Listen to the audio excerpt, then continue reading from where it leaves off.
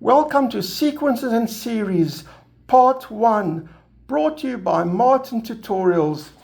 A quick reminder, I have two YouTubes, Variety and Fun Math and Martin Tutorials. You are encouraged to subscribe to both. And as today's lesson is arguably for beginners or people learning for the first time, I plan to send to both those YouTubes.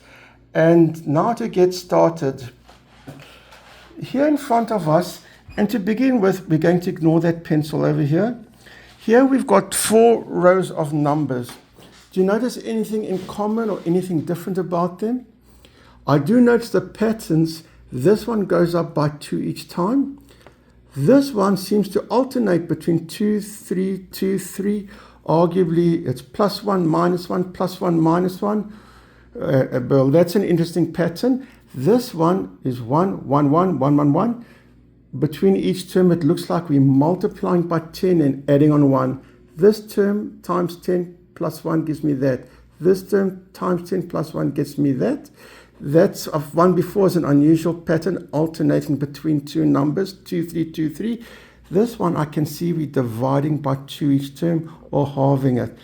So they're all quite different, but what they do have in common is they're following a pattern. It's not just random numbers. This pencil that I drew, that's to me looks random. I don't see any relationship.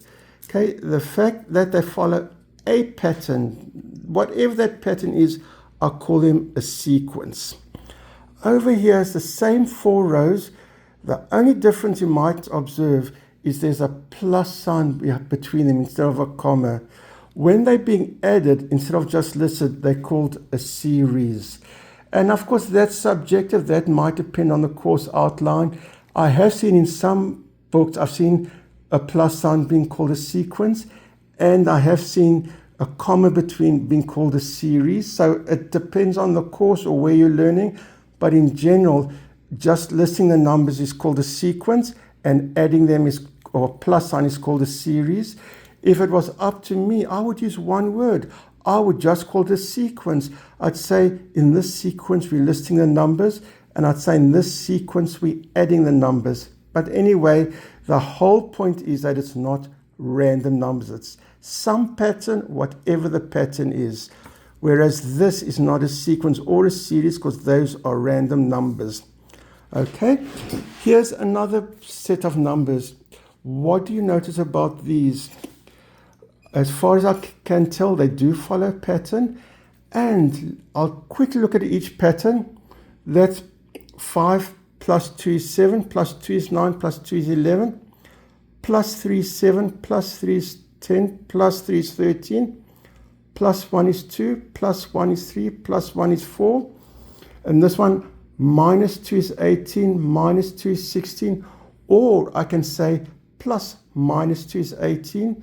18 plus minus 2 is 16, 16 plus minus 2 is 14, and this one is going up by a half each term, or going up by a half, if not a half, depending where you live. You might call it, you might pronounce it differently, but anyway, so what we notice, these are all different, but they have something in common.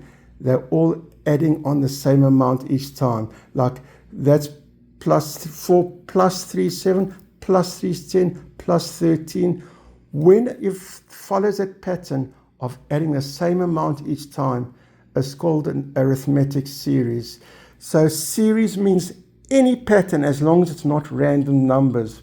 When it's following the pattern of adding on the same amount each time, that's a specific series called an arithmetic series. So what I've done here is I've just written up an arithmetic series, 7, 9, 11, 13, 15. It's definitely arithmetic because I see the same amount being added between each term. It starts with 7 and we're adding on 2 between each term. I wrote pencil numbers underneath each term. Those pencils refer to the term number. Like that's term 1, that's term 2, that's term 3, that's term 4, etc. I could say term 1 is 7, term 2 is 9, term 3 is 11. All right?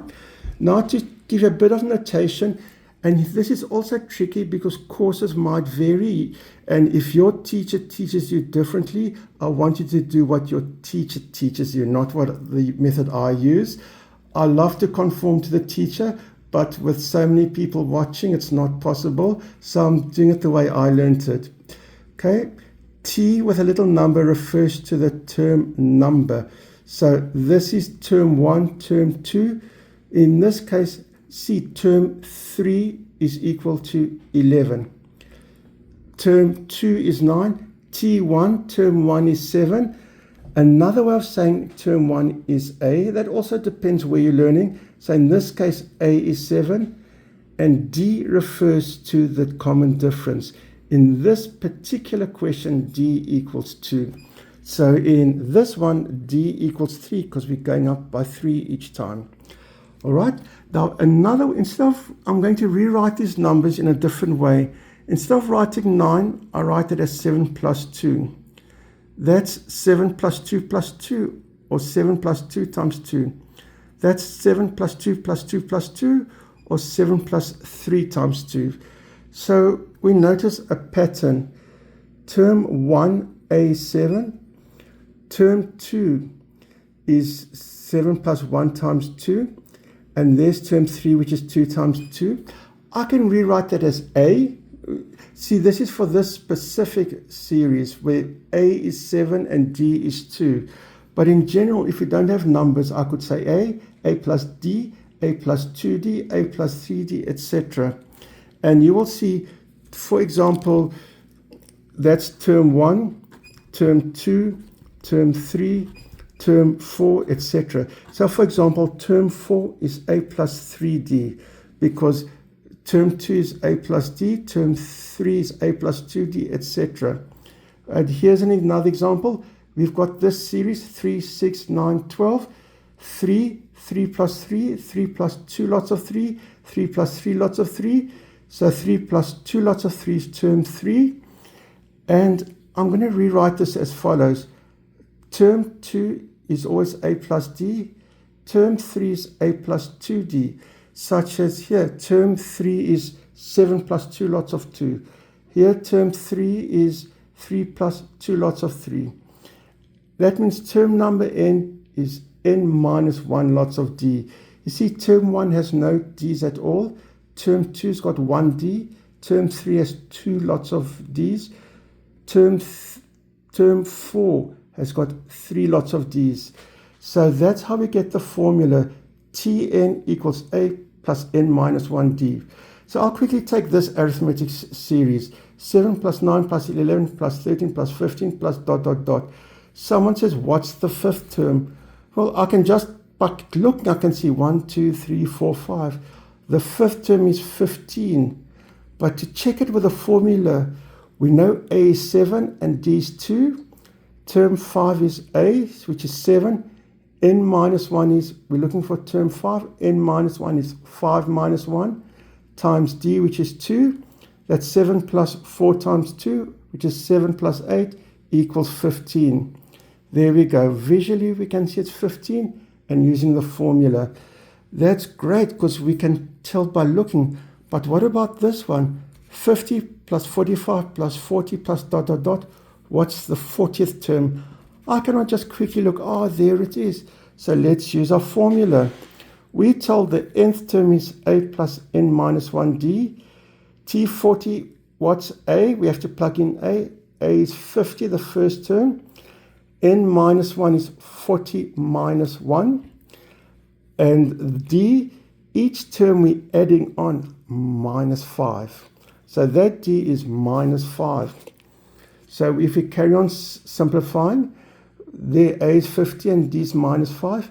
40 minus 1 is 39. 40 of A is 50 and D is minus 5. That's 50 plus 40 minus 1, which is 39, times minus 5.